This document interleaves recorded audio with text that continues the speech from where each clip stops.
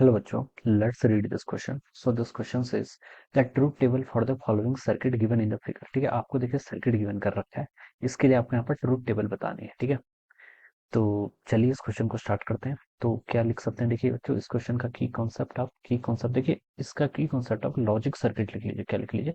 Logic gates लिख लीजिए। ठीक है, लॉजिक गेट्स लिख लीजिए। लॉजिक गेट्स देखिए क्या होते हैं। लॉजिक गेट्स आपके एक ऐसा इलेक्ट्रॉनिक इंस्ट्रूमेंट होते हैं जो आपको इनपुट और आउटपुट के बीच में क्या बताते हैं, रिलेशनशिप बताते हैं और लॉजिकल रिलेशनशिप बताते हैं, इसलिए लॉजिक गेट्स बोला जाता है इन्हें। ठीक है, ये मान लीजिए आपका ए एंड है, ये आपका बी एंड है। ठीक है, और यहाँ पर से देखिए आपका ऐसे क्या कर रखा है, कनेक्ट कर रखा है। आगे आगे आपका एक नैंड गेट लगा हुआ है। ठीक है, ये इनपुट आपका यहाँ से जा रहा है और फाइनल आपका आउटपुट वाई हो जाएगा।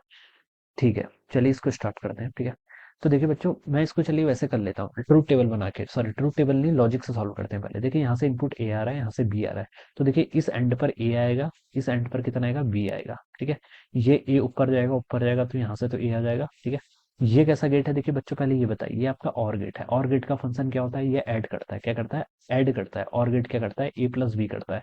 तो इन दोनों को यहाँ से जो आपका आउटपुट निकलेगा वो कितना निकलेगा, आपका ए प्लस बी।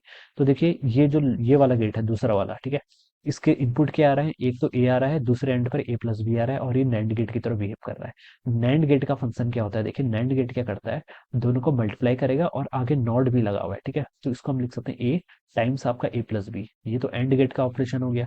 ऊपर से निगेशन लगा हुआ है, तो ये निगेशन, तो ये इसका फाइनल आंसर आएगा। ठीक है, अब बच्चों देखिए इसको सॉल्व कर लीजिए। डी मॉर्गन्स थ्योरम लगाएंगे। क्या आपकी De Morgan's law, De Morgan's law क्या करती है, ये आपका एंड है, De Morgan's law for and gate क्या किसके इक्वल होती है, इसको ये और गेट में कन्वर्ट करेगा।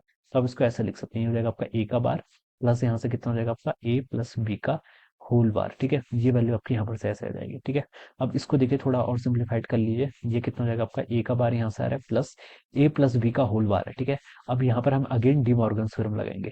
ये देखिए डॉट को किस में करती है, प्लस में चेंज, यानी कि एंड को और में और को एंड में करती है, तो ए प्लस बी है। अब यहाँ पर एक और बार डी मॉर्गन थ्योरम फॉर और गेट लगाएंगे, तो इसको एंड में कन्वर्ट कर दिए, तो ए बार डॉट बी बार हो जाएगा यहाँ पर। ठीक है, ये वैल्यू आ जाएगी यहाँ से।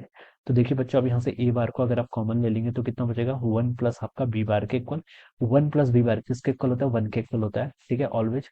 तो ये इसका फाइनल आंसर आपका ए बार के इक्वल आ जाएगा। ठीक है, यानी कि ए का जो भी इनपुट होगा ये उसको रेसिप्रोकल कर देगी। अब बच्चों देखिए, बस ऐसे ही सॉल्व हो जाएगा ये। ठीक है, आपको बार बार जीरो वन रखने से बेटर है आप ऐसे सॉल्व कर लें इसको। ठीक है, this is more logical approach, ये ज्यादा लॉजिकल अप्रोच है, rather than putting zero one every time. Alright, this is more, ये आपकी ज्यादा लॉजिकल है। ठीक है, और बच्चों देखिए, जब जो अब इनमें से वो ट्रूथ टेबल जो उसको सेटिस्फाई कर रही होगी, ए जीरो था तो आउटपुट कितना होना चाहिए, देखिए आपका ए का बार, ए जो आप जीरो रखेंगे तो वाई वन होना चाहिए, ए सेटिस्फाई, जीरो से वन होना चाहिए, बिल्कुल ठीक। वन का उल्टा जीरो, ये बिल्कुल भी ठीक, वन का उल्टा जीरो। तो देखिए फर्स्ट ऑप्शन इसका ट्रू हो गया। ठीक है, अब बी पर जाएंगे तो जीरो का उल्टा जीरो, ये तो रॉन्ग हो गया। ठीक है, जीरो का निगेशन करना है ना, एंड आ रहा है, देखिए जो आपका वाई फाइनल आउटपुट है वो ए का निगेशन होना चाहिए, यानी कि ए को उल्टा करना चाहिए, नॉट गेट की तरह काम कर रहा है पूरा जो अरेंजमेंट है।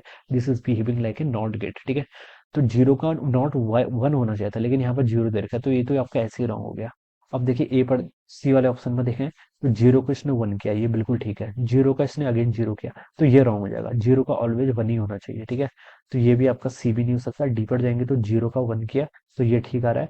अगेन जीरो का क्या किया, वन किया, ये भी ठीक आ रहा है। वन का जीरो होना चाहिए, लेकिन क्या क्या है, वन, तो ये भी नहीं हो सकता, तो डी भी रॉन्ग। तो उसका राइट आंसर क्या होगा बच्चों, ऑप्शन है। ठीक है, ऐसे कर लेंगे इसको सॉल्व। आप वैसे भी कर सकते हैं, zero zero one one bar बार रखें, उससे भी आंसर आएगा। ठीक है, आंसर दोनों से आएगा। ठीक है, बट ये थोड़ी ज्यादा लॉजिकल अप्रोच है। Alright, so I hope you all understood this concept. All the best and thank you so much.